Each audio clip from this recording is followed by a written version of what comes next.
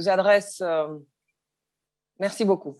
C'est avec un grand plaisir que j'adresse à tous nos amis d'Iran mes vœux pour la nouvelle année. Je vous souhaite les succès que vous méritez, le bonheur que vous attendez, la paix que vous voulez, la prospérité que vous cherchez.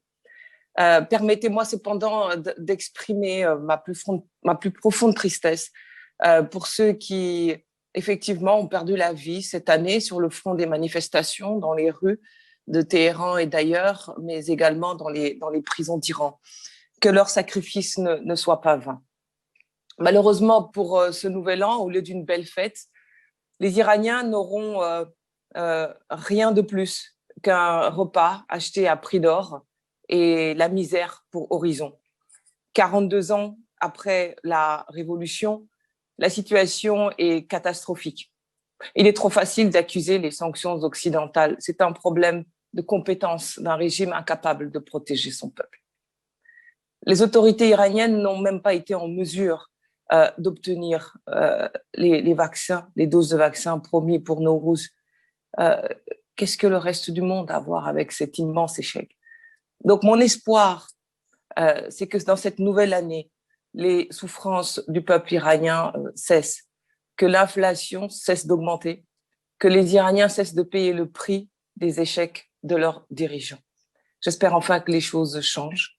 Mon espoir est que les États-Unis, à l'aube d'une nouvelle présidence, ne fassent pas de concessions sur la question du nucléaire et envoient un message clair à Téhéran. Mon espoir est que l'Europe n'ignore plus le désir du peuple iranien pour la liberté et la justice. Avec un pouvoir fondamentaliste, la négociation est juste impossible. Je ne suis pas surpris que l'accord nucléaire soit au point mort. Je connais des gens qui soutiennent les mouvements de résistance pour un Iran libre, qui croient que l'accord nucléaire fera avancer la paix. Je connais, pour les avoir entendus, des membres du régime iranien faire la même chose. Et d'autres du même camp le rejeter pour exactement les raisons opposées. Finalement, cet accord, personne ne sait s'il faut le sauver ou non. Et cette confusion était parfaitement prévisible. Pour une raison simple, il est impossible de négocier avec ce régime. Vous ne pouvez pas négocier dans la méfiance. Vous ne pouvez pas négocier avec une main dans le dos.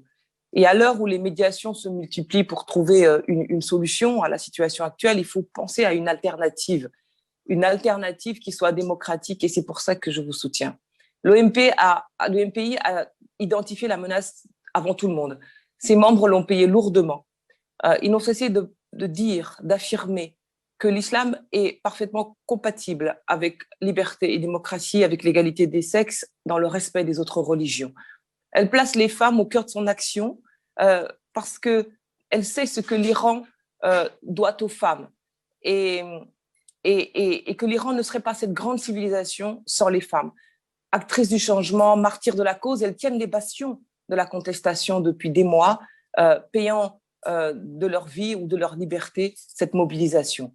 Et j'espère que cette année leur donnera l'occasion de cette reconnaissance méritée, hommage à elles.